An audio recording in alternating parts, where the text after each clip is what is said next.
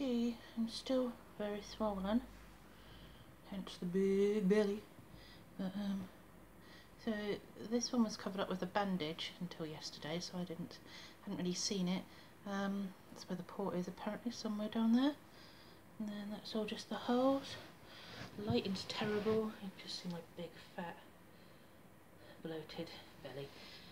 Yes, this is all bruising that you think is bruising. There's loads of stretch marks, by the way, but they're looking quite red because I think they're distended because I'm still quite swollen.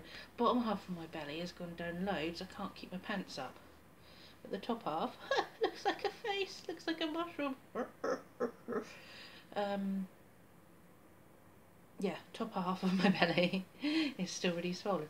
I've got another tiny one up here, which he said he used to hold my liver out of place, and I wasn't expecting that one. I was expecting 5. 1, 2, 3, 4. This one makes 5. I was expecting 5. I just wasn't expecting it right up there where my underwire bra is going to rub, so no bra at the moment. Yeah, that's all bruising down there as well.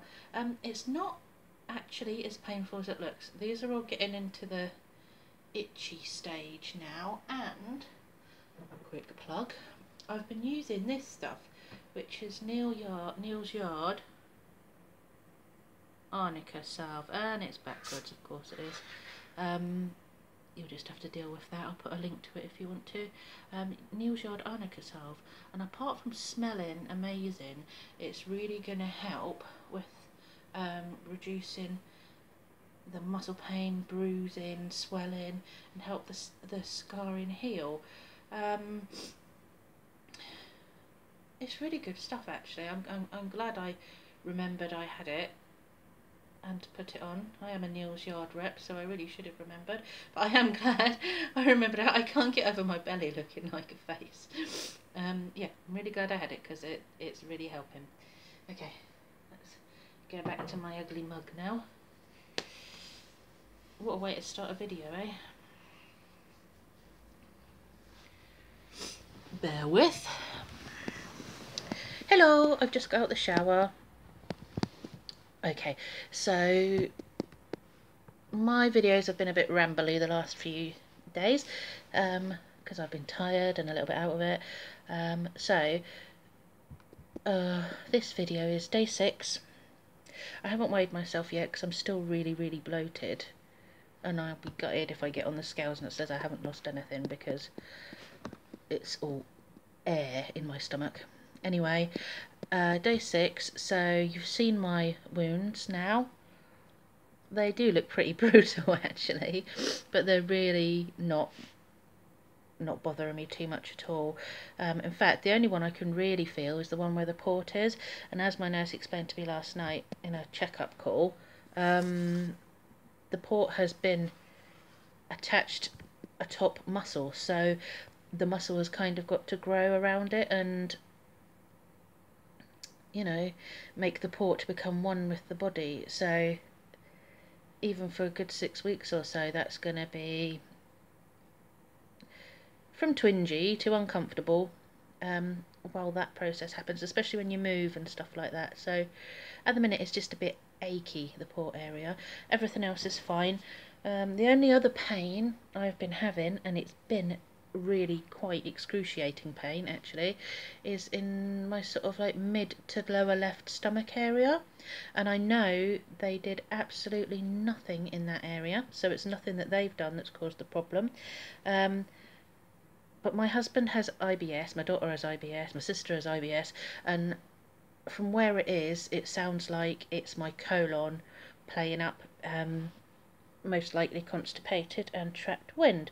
So the wind's been coming out, although I was like, oh my god, I don't even know what I was... Do you know them gym balls you get? The big bouncy ones. When I came out, I felt like that. My stomach was so full of air. Both the top and the bottom. It was just so massive and round. I looked totally massively pregnant, more so than normal. And that air is the air that gives you the shoulder pain, because I've been told it just refers up, it's referred pain from the diaphragm, so where it's all stretched and whatever, it refers up into your left shoulder. I had that fairly consistently for the first 24 hours, then it went away, and now every now and then, as in for 10 minutes every now and then a day, I go, oh, my shoulder hurts, and then I realise that that's what it is. And actually moving it around, getting up and having a move about, I've been stretching up high. I've got a door bar. No, I've not been doing pull-ups or anything, although that is one of my goals. I've been not hanging off the door bar, but I've just been reaching up and grabbing hold of the door bar, and stretching my whole self without hurting myself, without pulling any stitches or anything like that, and it feels really, really good. It really gets the air moving, gets the wind moving. You normally have a good fart after you do it, which is always beneficial. Anyway, this pain, when I said to the nurse about it, is in the area of my sigmoid valve, I think, which is where your colon connects to your poop chute, for want of a better word, if I'm correct. I might not be correct. So there's possibly air trapping and poop trapping there. So I can completely agree with that. I had my surgery on Saturday, and I hadn't had a poo since Thursday. Talking about poo now, hadn't had a poo since the Thursday before, due to being on the liquid diet and what have you, so nothing really to come out. And then obviously had my operation Saturday. Tuesday morning, I laboured and produced a Malteser, which I was quite happy with at the time. But since then, last night, I've had one hell of a trouble trying to get something out, and I don't actually know what I got out, but I did. It sounded like a stone when it hit the water. And then this morning I had a real big urge to go for a poo, and I thought, oh yeah, wicked, I'm gonna do some poo. And I went, and again it was just like shooting out a stone, then some gravel, and this is really gross, but I just feel like my bum's full of stones. I couldn't get it all out. Anyway, so I've got something this is just the water with it in, but something I drink every night before I go to bed is magnesium citrate, or MagCalm, or whatever, because I've restless leg syndrome, and I find that the magnesium helps calm the nerve impulses and the muscles twitching. Anyway, a side effect, as I found out, is if you take even a little bit too much of it, you get the trots. So, I mean, even a little bit. I mean, it says take half a teaspoon, and I thought, oh yes, my legs are very, you know, they never stop moving. They kick off everywhere, always kicking my husband and everything. Oh yes, I'll take a teaspoon of that. Yes. Make sure you're near a toilet if you ever do that. So you take that before you go to bed. Next morning you think, oh, I'm just going to let one out, and you should have had a nappy on, basically. So that's just with taking a little bit too much, but with a normal diet, and I did have a fairly healthy diet, albeit too much, I suppose, that's why I was fat. Anyway, magnesium citrate, sometimes known as MagCalm, MagRelax. So I've put a teaspoon of it in my litre of water that I'm going to drink today. I do try and drink more than a litre of water, but currently I am struggling a bit with that. I feel like I'm drinking constantly because my food is liquid as well. I feel like I'm drinking constantly because you can't take too much in. Even with water, if I take a sip of water, I sort of hold it in my mouth and make it into 3 sips to go down. So I do feel like I'm always drinking. I've had a few sensations of hunger, but they've been weird. They've not been like cravey. Like before, if I got hungry and I just thought about, for example, making a tuna baked potato, I'd be like, oh yeah, tuna baked potato, gotta have that, and I'd make that, and I'd load it with butter, and I'd do all the, you know, things that you shouldn't ought to do. And it would be quite uncontrolled. I'd be, oh, I'm starving, I have to have it. And while I was making it, I'd probably do myself a few bits of bread and butter and shove them in as well while I was making it. Now it's completely different. I have had things already probably a little bit more solid than I should have. I mean, when I'm saying solid, it's not solid. I'm on about a fromage frais I had. The little petit filou, you know, the little tiny pots. I had one of those in its natural form. It took me about 15 minutes to eat it, and I was full, and that was it. I was done, and I didn't have anything again for about 6 hours because I wasn't hungry again for 6 hours.